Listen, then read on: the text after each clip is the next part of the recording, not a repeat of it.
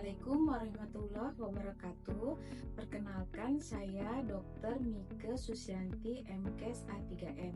Saya merupakan dosen tetap di Fakultas Kedokteran Universitas Muhammadiyah Gorontalo. Fakultas Kedokteran Universitas Muhammadiyah Gorontalo baru berdiri dari tahun 2023 sampai dengan sekarang. Sejak tahun 2014, saya sudah bergabung dengan Universitas Muhammadiyah Gorontalo. Saya menjadi dosen di Fakultas Ilmu Kesehatan Universitas Muhammadiyah Gorontalo. Selain jadi dosen tetap di Fakultas Kedokteran Universitas Muhammadiyah Gorontalo, saya juga mengajar di Fakultas Ilmu Kesehatan Universitas Muhammadiyah Gorontalo. Pada kesempatan kali ini saya akan menyampaikan pernyataan diri dosen Unjuk Kerja Tridharma Perguruan Tinggi yang disingkat dengan PDD UKT-PT, yang merupakan salah satu penilaian Serdos di bidang pengajaran melalui audio visual. Adapun beberapa materi kuliah yang sudah saya ampu selama ini yaitu farmakologi keperawatan, lalu ada ilmu biologi medik dasar, ada terapi komplementer, lalu ada ilmu keperawatan dasar, ada HIV/AIDS, dan ada juga di kedokteran saya mengajar ilmu biologi medik dan juga case study learning, sistem endokrin metabolisme, sistem respirasi, dan lain sebagainya. Pada kesempatan kali ini di video pembelajaran saya akan mengunjuk kerja yaitu pengajaran dengan mata kuliah farmakologi keperawatan yang merupakan mata kuliah yang saya ampu di Fakultas Ilmu Kesehatan. Dan farmakologi keperawatan ini materi yang belajar tentang obat-obatan, terdiri dari 3 SKS, lalu 16 pertemuan, ada UTS dan US juga. Dan untuk capaian pembelajarannya ada di sini CPL-nya, mahasiswa mampu menjelaskan aspek legal pengelolaan obat oleh perawat. Lalu mahasiswa menyimpulkan perbedaan klasifikasi atau penggolongan obat. Mahasiswa mampu menjelaskan farmakokinetik dan farmakodinamik obat. Mahasiswa mampu menjelaskan indikasi dan kontraindikasi obat. Mahasiswa mampu menjelaskan efek samping obat. Mahasiswa juga mampu menjelaskan interaksi obat. Mahasiswa mampu menjelaskan cara pemberian dan perhitungan dosis obat. Mahasiswa mampu menjelaskan toksikologi obat. Lalu mahasiswa juga mampu mendiskusikan pengelolaan obat pada anak dan lanjut usia. Lalu mahasiswa mampu menganalisa isu pengelolaan obat di home care. Mahasiswa mampu mengidentifikasi pemeriksaan yang digunakan untuk mencegah medication error. Mahasiswa mampu menjelaskan obat dan dampaknya terhadap sistem tubuh seperti sistem respirasi, sistem kardiovaskuler, sistem pencernaan, dan sistem tubuh yang lainnya. Lalu mahasiswa juga mampu mengklasifikasikan obat-obat herbal dan dietary suplemen. Dan yang terakhir, mahasiswa mampu mengevaluasi alasan-alasan mengapa pasien non-aderen dengan treatment obat. Dan CPMK farmakologi keperawatan yaitu mahasiswa mampu menerapkan konsep berpikir secara kritis dalam keperawatan. Dan yang kedua, CPMK-nya mahasiswa mampu menerapkan proses keperawatan termasuk proses diagnosis dan menegakkan diagnosis keperawatan yang sesuai dengan kasus yang ada. Dan materi yang saya sampaikan ini referensinya dapat dari Eschenberg dan dengan judul Drug Therapy in Nursing. Lalu ada juga referensi dari Barbara Robertson tentang Essential of Effective Vital of Pharmacology for Nurses. Baru ada Lancer RA dan judulnya Pharmacology for Nursing. Dan adapun bentuk pembelajaran saya menggunakan metode delivery, interaction, dan assessment. Di sini delivery saya menyampaikan materi dengan tatap muka. Dengan tatap muka, lalu menghitung kehadiran mereka, dan juga selama tatap muka saya juga melakukan interaksi. Saya lebih banyak menggunakan metode pembelajaran offline, yaitu tatap muka, dibandingkan dengan online. Karena menurut saya dengan tatap muka saya bisa melihat bagaimana mahasiswa fokus dengan materi yang saya ajarkan, lalu mahasiswa juga saya bisa perhatikan mana yang betul-betul memperhatikan dan tidak. Saya bisa lebih mengawasi penyampaian materi saya apakah bisa diterima atau tidak oleh mahasiswa. Dan yang kedua, interaksi. Jadi selama proses pembelajaran saya melakukan interaksi dengan mahasiswa. Saya sambil menjelaskan, saya memberikan sedikit-sedikit pertanyaan untuk melihat sejauh mana mahasiswa sudah memahami apa yang sudah saya sampaikan. Lalu di akhir ada diskusi, jadi ada mahasiswa yang bertanya, ada yang saya menjawab, ataupun mahasiswa lain yang bisa menjawab, saya persilahkan menjawab. Lalu ada presentasi kelompok, jadi saya setelah beberapa pertemuan saya akan membagi mahasiswa jadi beberapa kelompok. Saya akan memberikan tugas, lalu mahasiswa saya suruh buat PPT dan mereka presentasikan di depan kelas. Tujuannya ini supaya mahasiswa bisa mengeksplorasi kemampuan diri mereka. Jadi mahasiswa bukan hanya mendengar, tapi mereka belajar juga memaparkan apa yang sudah mereka, ilmu yang sudah mereka dapatkan. Ilmu yang mereka dapatkan itu saya harap bukan hanya dari saya di perkuliahan, tapi mereka juga dapat dari internet.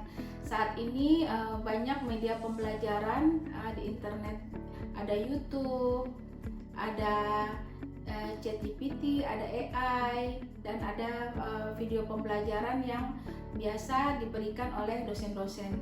Jadi mereka bisa merangkumnya dalam bentuk PowerPoint dan lalu menjelaskan kembali kepada mahasiswa yang lain, dengan harapan mahasiswa memiliki wawasan yang lebih luas dari yang hanya didapat di perkuliahan. Lalu yang ketiga yaitu assessment. Jadi saya berharap dapat menentukan keberhasilan pembelajaran mereka, dapat diukur tujuannya, dapat diukur sejauh mana mahasiswa mampu menguasai materi yang sudah saya berikan. Jadi di akhir juga saya berikan tugas-tugas apakah mereka mampu mengerjakan tugas-tugas yang saya berikan. Jadi di akhir perkuliahan sebelum UAS saya akan mereview lagi dari pertemuan pertama, sehingga ketika akan UAS semua mahasiswa sudah memiliki wawasan dan pengetahuan yang matang. Adapun media pembelajaran saya yaitu yang pertama tadi daring, tatap muka, lalu ada video, laptop, LCD, proyektor, lalu ada alat pendukung berupa PowerPoint dan video, dan grup WA untuk sharing informasi dan pengetahuan yang didapat dari materi yang saya berikan. Dan nilai-nilainya itu dari pembelajarannya itu, untuk kehadiran saya hitung 10%, lalu untuk praktek atau tugas saya hitung 30%, UTS 20%, dan UAS 40%. Dan pada pertemuan kali ini saya akan memberikan materi yang akan saya sampaikan di video pembelajaran sebentar ini, yaitu pertemuan kedua. tentang pengelolaan obat pada anak dan lansia. Sebelum pertemuan kedua, di pertemuan ke-1 saya memberikan tugas kepada mahasiswa. Jadi sebelum materi disampaikan, mahasiswa sudah belajar dulu dari rumah. Jadi saya berikan tugas kepada mahasiswa, ada 2 kelompok, yaitu ada kelompok yang mencari pertanyaan dan ada juga kelompok yang mencari jawabannya. Nanti di pertemuan keduanya itu, setelah saya presentasi memaparkan materi yang saya sudah buat, saya mempersilahkan mahasiswa untuk memberikan pertanyaan-pertanyaan yang sudah didapatkan dari internet dan lainnya. Lalu ada mahasiswa yang bisa menjawab pertanyaan-pertanyaan tersebut. Sekian dari saya. Selamat menikmati video pembelajaran saya. Terima kasih. Assalamualaikum warahmatullahi wabarakatuh.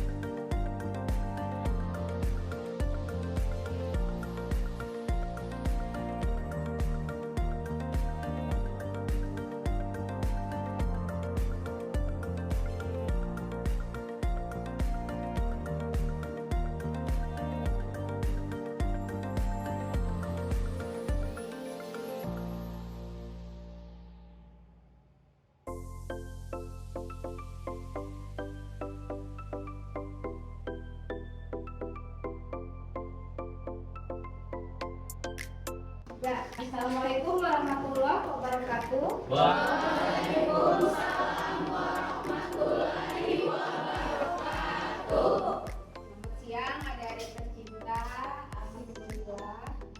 Pada kesempatan kali ini kita masuk materi farmakologi ya. Ya. Pertemuan kedua. Di pertemuan kedua ini kita akan membahas tentang pengelolaan obat pada anak, pengelolaan obat pada lansia, efek racun obat dan sebagainya. Jadi setelah saya memaparkan, ada yang diskusi, ada yang boleh bertanya. Jadi nanti saya akan bagi, ada yang kelompok bertanya, ada juga yang menjawab. Jadi kalian berusaha untuk aktif. Jadi sebelum kita mulai pembelajaran hari ini, Bismillahirrahmanirrahim. Idza waqa'atil waqi'ah laisa liwaqa'atiha kadhibah khafidatun rafi'ah. Idza ruddatil ardu rudda wa bussatil jibalu bassa wa kanat haba'an munbatha wa kuntum azwajan salasa wa ashabul maimanati ma ashabul maimanah wa ashabul mash'amati ma ashabul mash'amah wa berkahi kita semua pada pembelajaran kali ini ya. Seperti yang kita ketahui ya, kita itu belajar tentang farmakologi sesuai CPMK. CPMK-nya farmakologi itu yaitu mahasiswa mampu menerapkan proses berpikir secara kritis, proses berpikir secara kritis, baru menerapkan proses farmakologi perawatan sampai akhirnya menentukan diagnosa sesuai kasus. Oke, kita lihat ini materi yang kedua, ini pengelolaan obat pada anak dan lansia.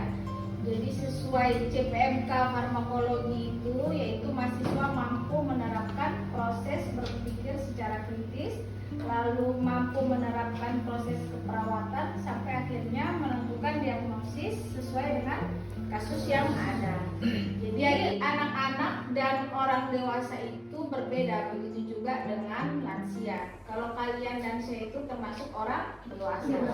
Kalau anak-anak itu dia dosis untuk memberikan obat pada anak-anak itu berbeda dengan orang dewasa dan juga untuk lansia.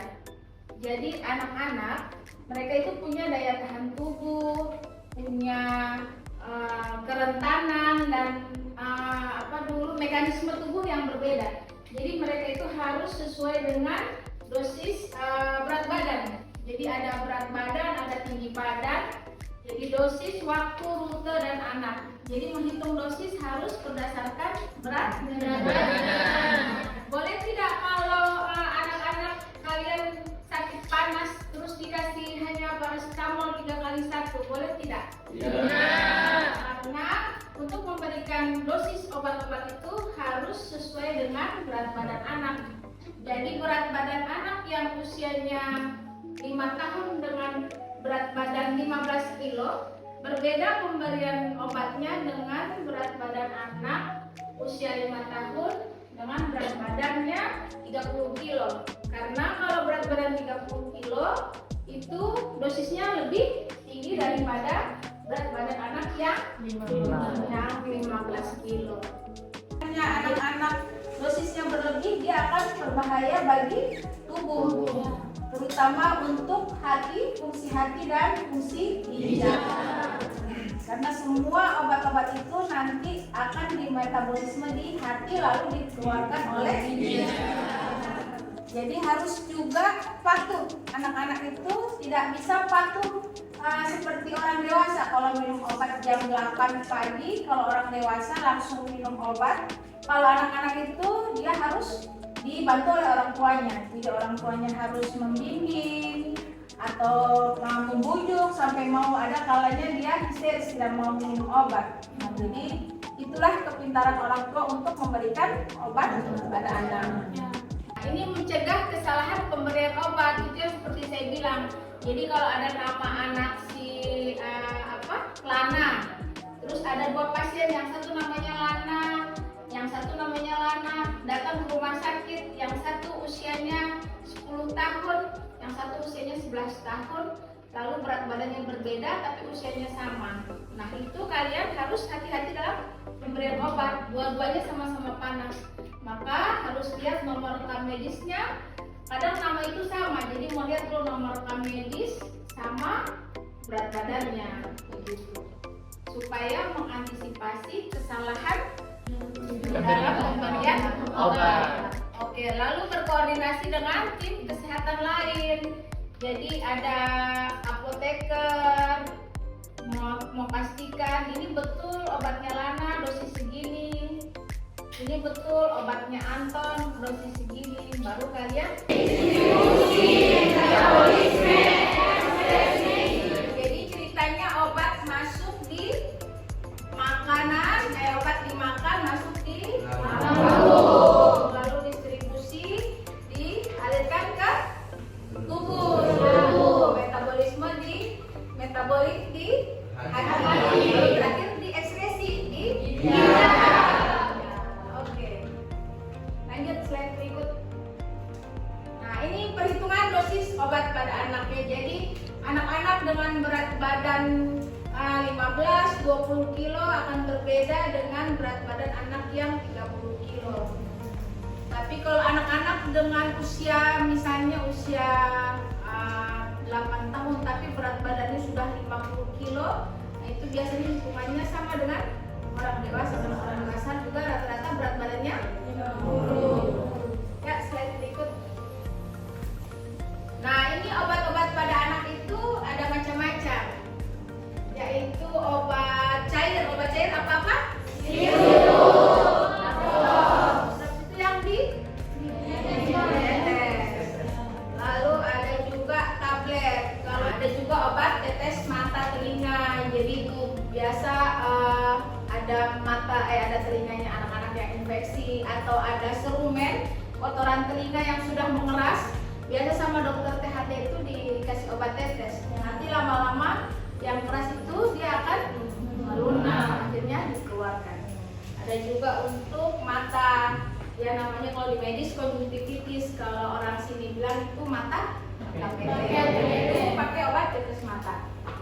Begitu juga untuk obat hidung, biasanya itu orang pasien-pasien yang punya gangguan pernapasan, hidungnya tersumbat, tidak ada di tetes, jadi yang tersumbat bisa keluar cairannya.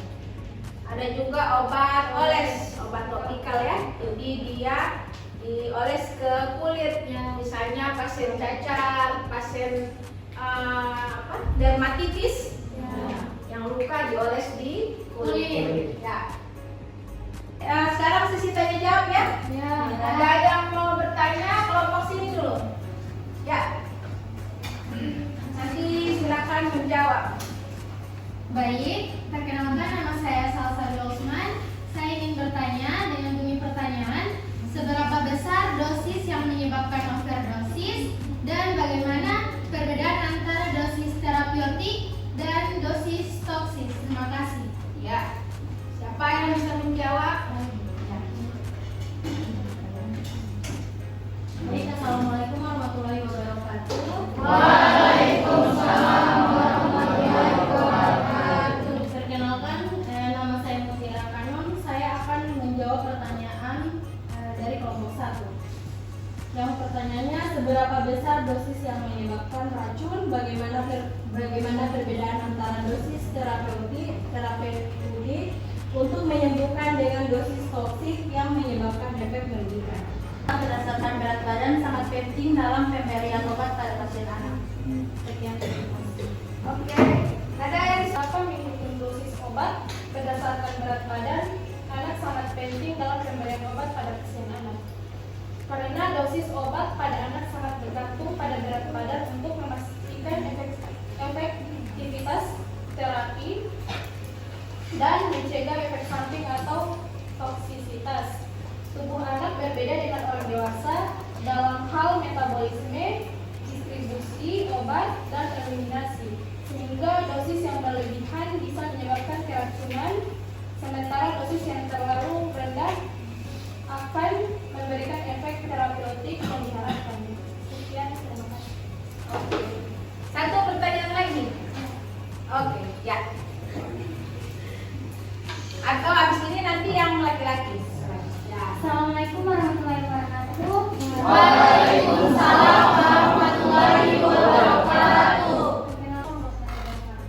Waalaikumsalam warahmatullahi wabarakatuh. Perkenalkan, nama saya Boti. Saya ingin menjawab pertanyaan dari Miawatis yang berbunyi, bagaimana strategi pengelolaan obat kronis pada anak dengan penyakit seperti asma atau epilepsi?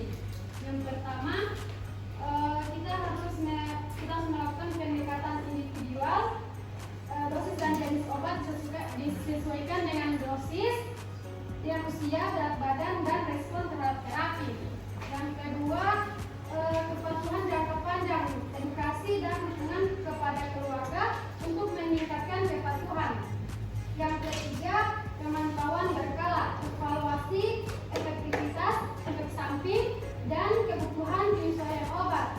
Yang keempat, koordinasi multidisiplin, melibatkan dokter spesialis, apoteker, perawat, dan psikolog bila perlu. Biasa lahirnya normal, tapi ketika usia 6 bulan, 7 bulan dia sering panas. Nah, tubuhnya tidak mampu menanggulangi panas yang timbul. Jadi dia sering kejang. Kalau kejang itu bisa berhenti sendiri. Yang berbahaya itu ketika kejangnya tidak berhenti. Nah, kalau dia sering kejang, biasa obat yang diminum dibawa pulang oleh ibunya itu adalah asam valproat. Cuma kalau di rumah sakit dia datang kejang, sudah dikasih obat kejang dari lubang anus, tetap tidak berhenti kejangnya. Nah, itu biasa dikasih obat kejang yang lain seperti diazepam, injeksi. Nah, itu kemungkinan sembuhnya 50-50. kadang mau baik, kadang malah memburuk sampai akhirnya meninggal. Jadi kalau anak-anak panas itu berbahaya Kak Dok? Berbahaya. Jadi makanya kalau anak-anak sakit itu harus dengan dosis yang tepat. Caranya itu harus sesuai dengan berat badan. Tidak boleh sembarang memberikan karena memang bisa menurunkan panas tapi mempunyai efek samping di liver. Biaya dan mempermudah distribusi daripada menjaga keselamatan pasien. Kalau iya, alhamdulillahnya. Oke. Ya. Pada salam, perkenalkan nama saya Jovan Dwi Jamalu. Saya akan menjawab pertanyaan dari Ilyas Mauludom. Kalau secara umum, ya kecenderungan ini memang ada, terutama di fasilitas kesehatan dengan sumber daya yang terbatas. Ada beberapa penyebabnya. Pertama itu tekanan anggaran. Banyak rumah sakit dan puskesmas, terutama milik pemerintah, harus beroperasi dalam keterbatasan anggaran ini, yang membuat yang terima rendahnya kepercayaan terhadap layanan kesehatan. Terima kasih. Oke, sekian, terima kasih. Alhamdulillah kalian sudah mulai memahami apa itu obat-obatan pada anak. Insya Allah di pertemuan berikut kita bahas tentang obat-obatan pada manusia. Nah, rata-rata dosis obat itu sesuai.